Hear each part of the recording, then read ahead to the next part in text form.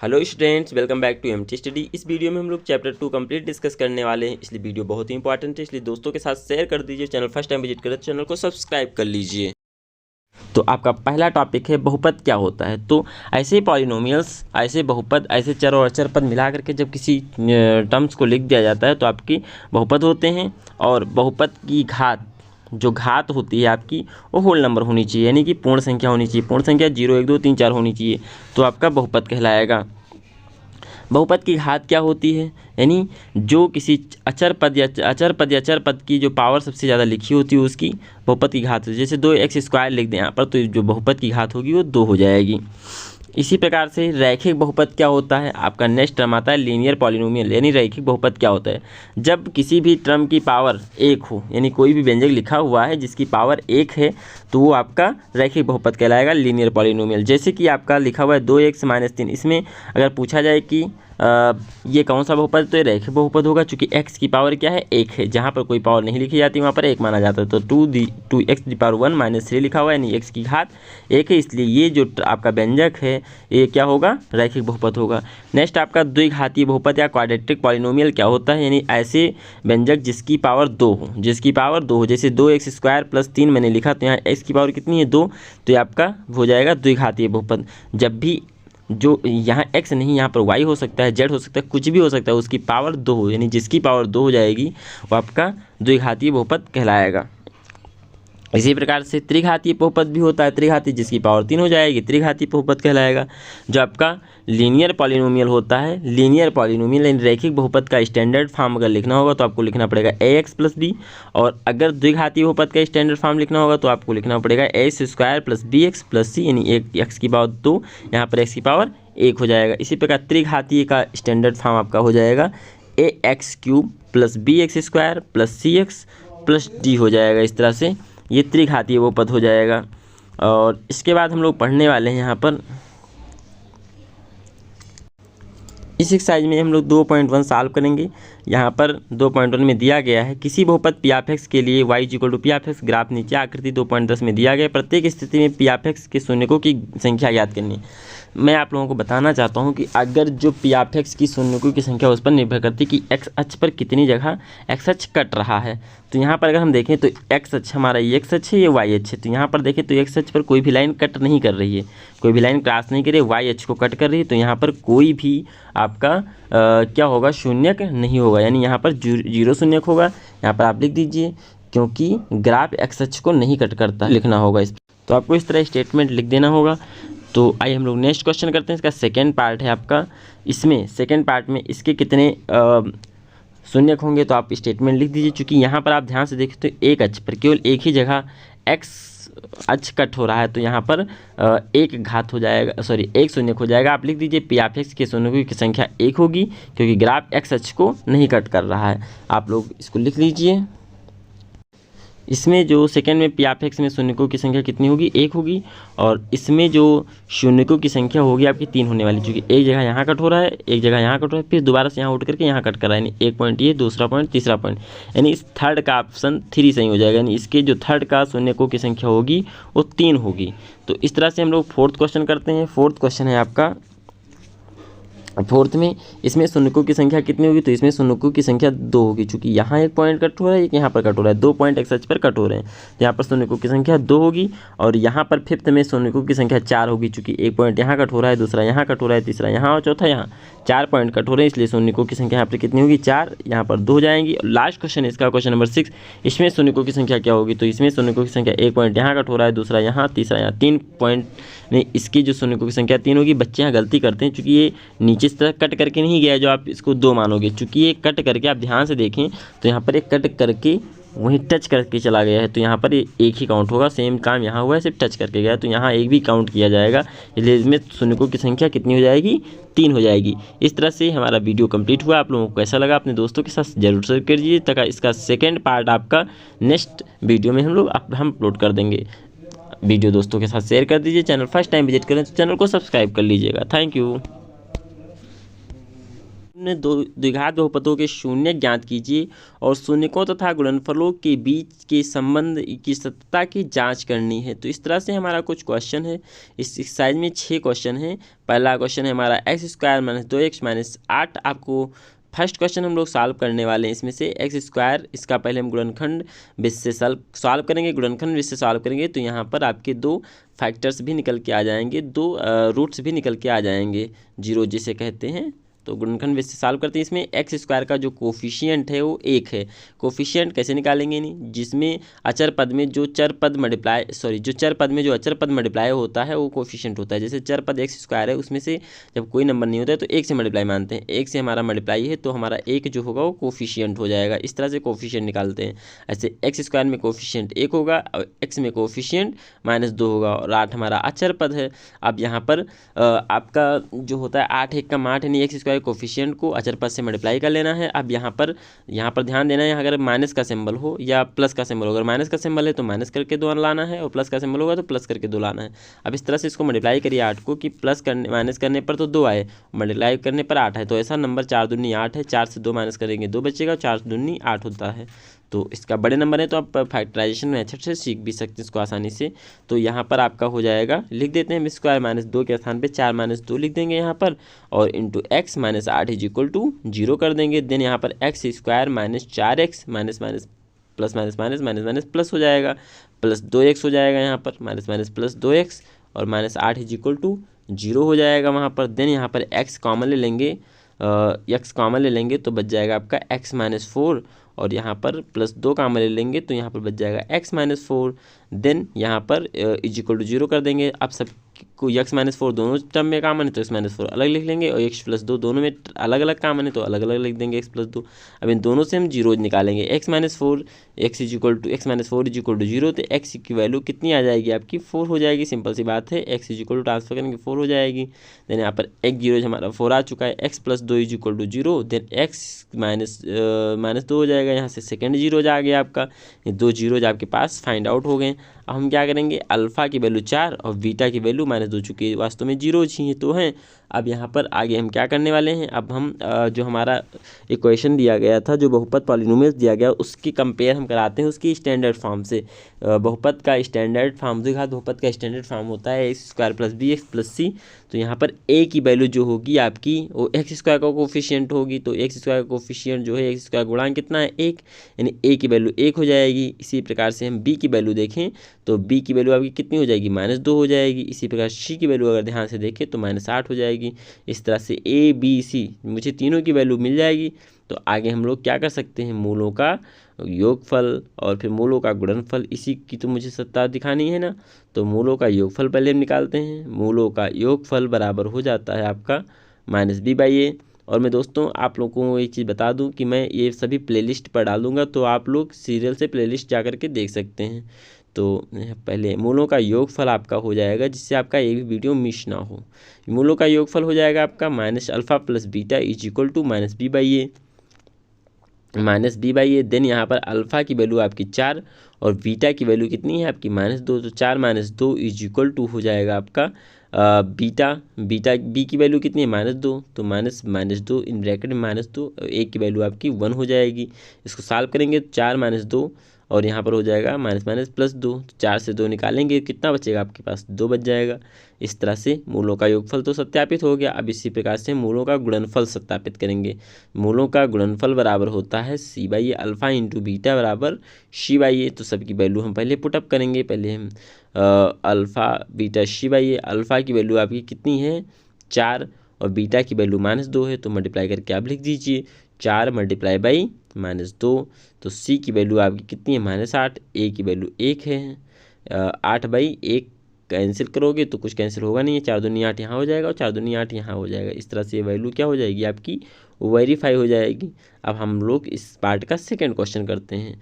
मैं फिर से बताना चाहता हूँ, मेरी प्लेलिस्ट बनी हुई है, तो आप लोग प्लेलिस्ट में जाकर के पुरानी सभी वीडियो देख सकते हैं। पुरानी वीडियो देखेंगे तो आपका बहुत ही फ़ायदा होगा। इस बार बोर्ड में सारे क्वेश्चन हमारे पढ़ाई हुए आए हुए थे। 4x² - 4x + 1 गुणनखंड विधि से हल करने पर यहाँ भी x² का कोफिशिएंट जो है वो 4 है। 4 को अचर पद 1 से मल्टीप्लाई कराएंगे, 4 × 4। अब यहाँ पर प्लस का सिंबल है तो प्लस करने पर कितना आना चाहिए 4 आना चाहिए और मल्टीप्लाई करने पर 4 आना चाहिए। 4 आना चाहिए। तो 2 दूनी 4, 2 दूनी कितना होता है 4, और 2 + 2 = 4। हमारा काम हो गया, सिंपल सी बात है। जहाँ -4s है वहाँ पर 2 + 2 लिखा जा सकता है। तो आइए हम लोग लिखते हैं 4s² - 4 की वैल्यू की जगह पे 2 + 2 s का s रहने देते हैं, +1 = 0, देन = 4s² प्लस माइनस हो जाएगा -2s, और प्लस माइनस 2s + 1 हो जाएगा यहाँ पर = 0। यहाँ पर हम 2s कॉमन ले सकते हैं, तो यहाँ बचेगा आपका 2s - 1, और यहाँ पर +-1 कॉमन ले लेंगे तो यहाँ भी बच जाएगा 2s - 1 = 0। देन 2s - 1 = 0, और यहाँ पर 2s - 1 भी 0 हो जाएंगे। यहाँ से s की वैल्यू दोनों की सेम आएगी, यानी जो अल्फ़ा बीटा आएगा दोनों जो आपके रूट होंगे, गुणांक होंगे, वो सेम होंगे। x की वैल्यू 2s - 1 बराबर s की वैल्यू आ जाएगी 1/2, यानी अल्फ़ा बीटा दोनों हमारे क्या होंगे 1/2 हो जाएंगे। अब हम निकालते हैं। अब इसको सत्यापित करने के लिए पहले हम कंपेयर करा लेंगे। द्विघात बहुपद के मानक समीकरण से तुलना कराने पर x² + bx क्या कराएंगे 4s² - 4s + 1 को x² + bx + c से कंपेयर कराएंगे। तो यहाँ पर a की वैल्यू जो आएगी आपकी कंपेयर कराने पर a की वैल्यू कितनी आएगी, a की वैल्यू 4 हो जाएगी, और b की वैल्यू आपकी -4 हो जाएगी, और c की वैल्यू आपकी 1 हो जाएगी। अब इसको हम सॉल्व करते हैं, मूलों का योगफल निकालते हैं। मूलों का योगफल बराबर हो जाएगा आपका, मूलों का योगफल अल्फ़ा + बीटा = -b/a हो जाएगा। तो मूलों का जो योगफल है अल्फ़ा + बीटा यानी 1/2, अल्फ़ा 1/2, बीटा भी आपका 1/2 है। देन यहाँ पर -b/a, b की वैल्यू आपकी -4 हो जाएगी, और a की वैल्यू आपकी 4 है। इसको सॉल्व करेंगे तो 1 1 2/2 हो जाएगा, और यहाँ पर हो जाएगा 4/4, कैंसिल करने पर 1 1 आ जाएगा। इस तरह से यहाँ पर ये संबंध जो है वो स्थापित हो रहा है। अब हम लोग आगे करते हैं, इसका मूलों का गुणनफल निकालते हैं। मूलों का गुणनफल बहुत ही ईजी मेथड है, इसमें कुछ नहीं करना होता है, बस थोड़ा समझने की बात होती है इसमें, और कुछ भी नहीं है। अल्फ़ा × बीटा होता है, अल्फ़ा × बीटा = होता है आपका c/a। तो अल्फ़ा की वैल्यू आपकी कितनी निकाल के आई थी 1/2 आई थी, और बीटा की वैल्यू 1/2, c की वैल्यू आपकी 1 थी, और a की वैल्यू आपकी 4 थी। इसको सॉल्व करेंगे तो 1 × 2 = 4, यहाँ भी 1/4 आ जाएगा। तो इस तरह से यहाँ भी वैल्यू आपकी दोनों शून्य क्या हो जाते हैं, सत्ता की जांच, दोनों शून्यकों की सत्यता की जांच हो जाती है। तो इस तरह से हमारा थर्ड क्वेश्चन है। हम थर्ड क्वेश्चन स्टार्ट करते हैं। इस क्वेश्चन को गुणनखंड विधि से जो हम हल करेंगे, तो यहाँ पर देखिए पहले इसको हम सही तरीके से लिख लेंगे प्रॉपर्ली। 6x² डिसेंडिंग ऑर्डर में सेट कर लेंगे, 7x - 3 x की घटती पावर में मैंने सेट कर लिया। यहाँ भी आपको वही प्रोग्राम करना है। 6×3 = 18, पहले हम लोग x² के कोफिशिएंट से और आपका अचर पद से मल्टीप्लाई कराने पर कितना आ रहा है छात्र घटा, नहीं इस तरह माइनस करिए, ब्रेक करके मल्टीप्लाई करके, कि माइनस करने पर 7 आ जाए। तो 9 दूनी कितना होता है आपका 18 हो जाएगा, और 9 से 2 अगर माइनस करेंगे तो 7 बच जाएगा। इस तरह से हमारा पेयर बन जाएगा। तो आइए हम लोग इसको सॉल्व कर लेते हैं। 6x² - 7 की जगह पर हम क्या लिख सकते हैं 9 - 2 लिख सकते हैं, और x - 3 = 0। देन यहाँ पर 6x² ऐसे ही रहेगा, और ब्रैकेट ओपन करेंगे तो 9x हो जाएगा, माइनस + 2x हो जाएगा, -3 = 0। दिस इम्प्लाई दैट, यहाँ पर देखिए ध्यान से क्या कॉमन हो सकता है। तो यहाँ हमें लग रहा है 3 कॉमन ले सकते हैं। 3x तो 3 दूनी 6, और यहाँ 2x बच जाएगा, और 3 × 3 = 9, और यहाँ +1 कॉमन ले लेते हैं तो 2x - 3 बच जाएगा आपका = 0। देन यहाँ पर 2x - 3 दोनों में कॉमन है, तो 2x - 3 निकाल लेंगे, इसमें दोनों में कॉमन था, और यहाँ बच जाएगा 3x + 1 = 0। देन यहाँ पर 2x - 3 = 0, तो 2x = 3, तो x = हो जाएगा कितना आपका 3/2 हो जाएगा। देन यहाँ पर इसको भी निकाल लेते हैं, 3x + 1 = 0, तो 3x = कितना हो जाएगा आपका -1, x = हो जाएगा -1/3, आपका ये निकल आएगा। इस तरह से दोनों की वैल्यू निकल गई। अब हम लोग क्या करेंगे, यहाँ से ABC निकाल लेते हैं। ABC ध्यान से अगर आप देखिए 6, यहाँ ये अल्फ़ा हो गया आपका 3/2, और जो बीटा हो गया आपका कितना -1/3 हो गया, बीटा की वैल्यू -1/3 हो गया। अब यहाँ पर इसका x² + bx + c से कंपेयर कराएंगे तो a की वैल्यू क्या हो जाएगी, x² का कोफिशिएंट 6, और b की वैल्यू कितनी होगी b की वैल्यू 7, -7, c की वैल्यू कितनी हो जाएगी -3 हो जाएगी। अब इसको हम लोग सॉल्व करते हैं, मूलों का योगफल सत्ता की जांच करते हैं। तो पहले मूलों का योगफल निकालेंगे। मूलों का योगफल अल्फ़ा + बीटा = हो जाएगा आपका -b/a।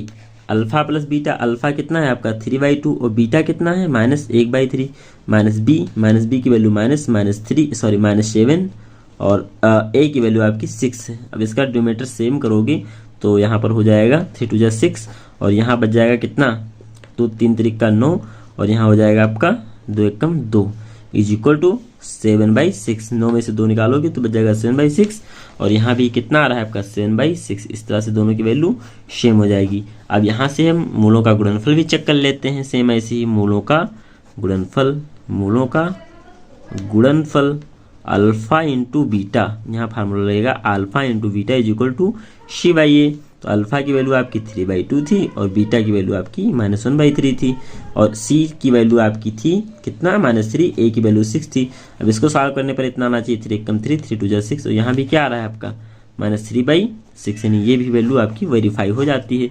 तो मूलों का गुणनफल योगफल दोनों शून्य से क्या हो रहे हैं, सत्य पाए जा रहे हैं। तो इस तरह से हम लोग अब क्वेश्चन नंबर 4 करते हैं। इसको गुणनखंड विधि से हल करते हैं तो आपका 4u² + 8u is equal to 0 करते हैं। यहाँ से हम चाहें तो 4u कॉमन ले लेंगे, तो 4u कॉमन लेंगे तो यहाँ बचेगा केवल u, प्लस यहाँ पर 4 2 2u इज इक्वल टू 0। यहाँ पर लिख सकते हैं 4u इज इक्वल टू 0, यहाँ पर u + 2 इज इक्वल टू 0, तो u की वैल्यू यहाँ पर 0 हो जाएगी, और यहाँ पर आपकी u की वैल्यू -2 हो जाएगी। इस तरह से अल्फा की वैल्यू आपकी 0 होगी और बीटा की वैल्यू -2 हो जाएगा। अब यहाँ पर इसकी हम कंपेयर करा लेते हैं a² + bx + c से, ax² + bx + c से। तो आपका ax² u² का कोफिशिएंट, x² का कोफिशिएंट, तो ये इज इक्वल टू 4 मिल जाएगा, और b की वैल्यू भी आपकी 8 मिल जाएगी, लेकिन c की वैल्यू यहाँ कुछ नहीं है तो हम 0 मान लेंगे। अब यहाँ पर सत्ता की जाँच कराते हैं, मूलों के सत्ता की जाँच। तो मूलों का योगफल निकालते हैं पहले। मूलों का योगफल is equal to alpha + beta is equal to होता है आपका कितना -b/a। तो अल्फा प्लस बीटा, अल्फा की वैल्यू आपकी 0 और बीटा की वैल्यू -2, तो 0 - 2 इज इक्वल टू -b की वैल्यू है आपकी 8 और a की वैल्यू आपकी 4। इसको कैंसिल कराएंगे तो 4 दूनी 8, यानी -2 इज इक्वल टू -2 यहाँ आ जाएगा, यानी यह आपकी वैल्यू सत्य पाई जाती है। अब इसी प्रकार हम मूलों का गुणनफल निकालेंगे।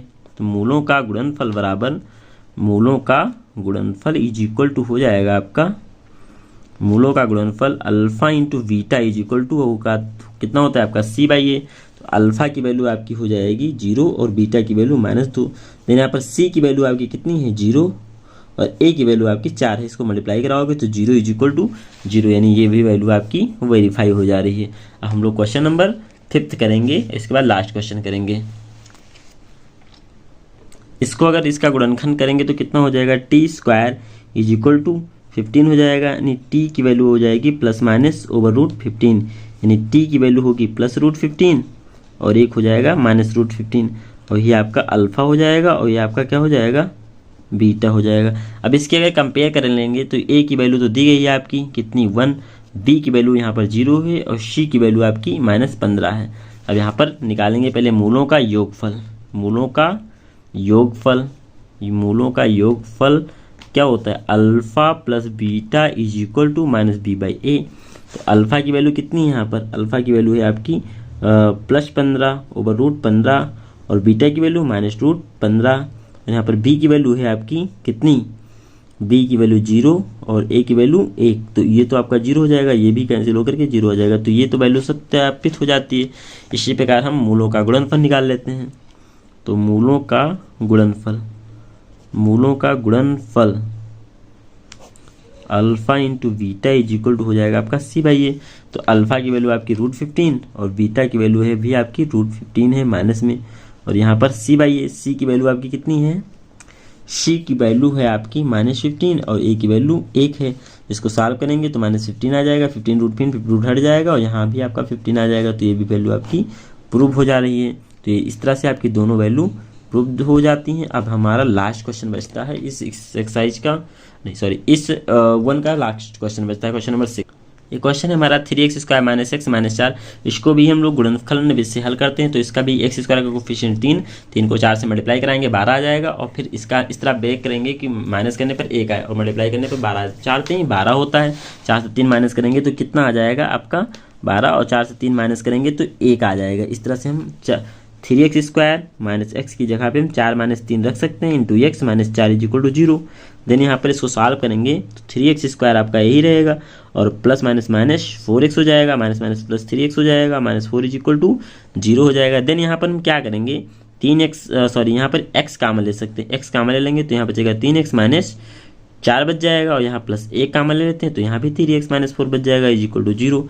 देन यहाँ पर 3x - 4 दोनों में कॉमन है तो 3x - 4 निकाल लेंगे इज इक्वल टू 0, और यहाँ पर x + 1 कॉमन हो जाएगा is equal to 0।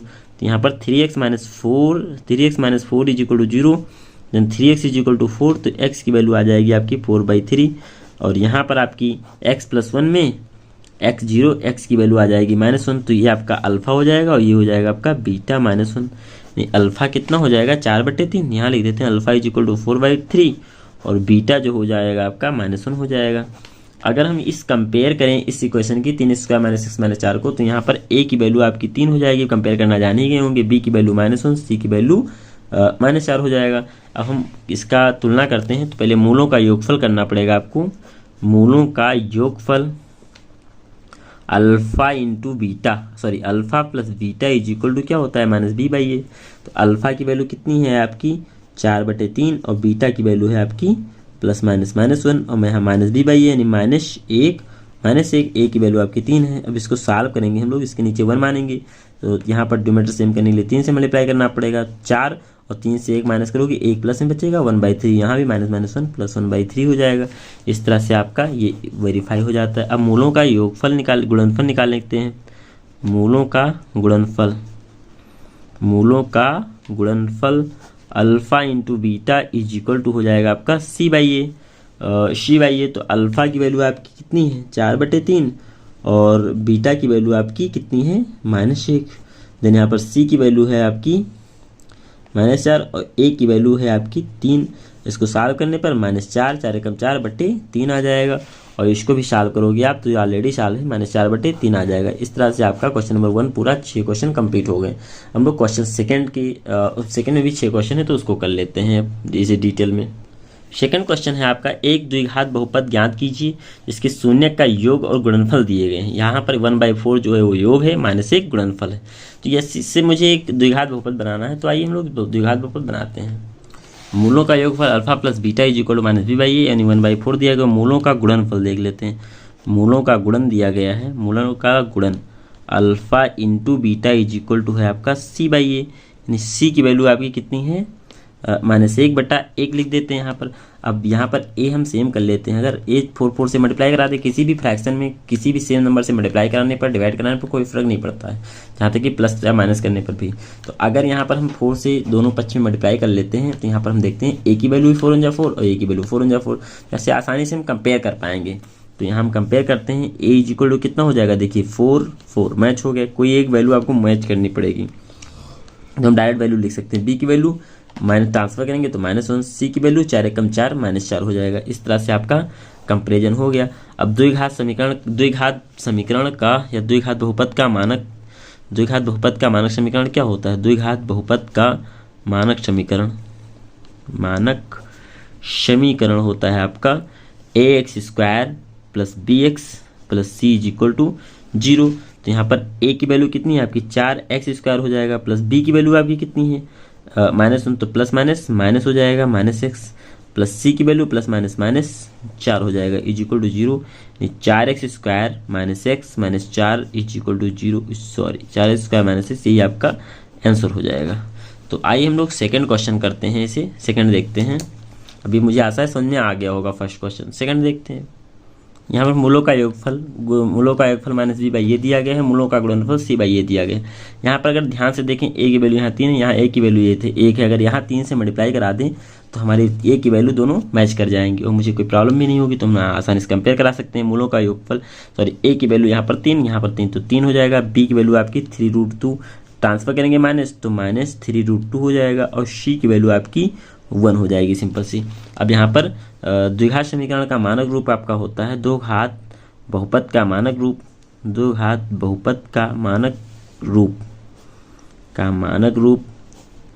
x² + bx + c = 0। x² + bx + c = 0। इसको मैं बार बार अब नहीं लिखूंगा।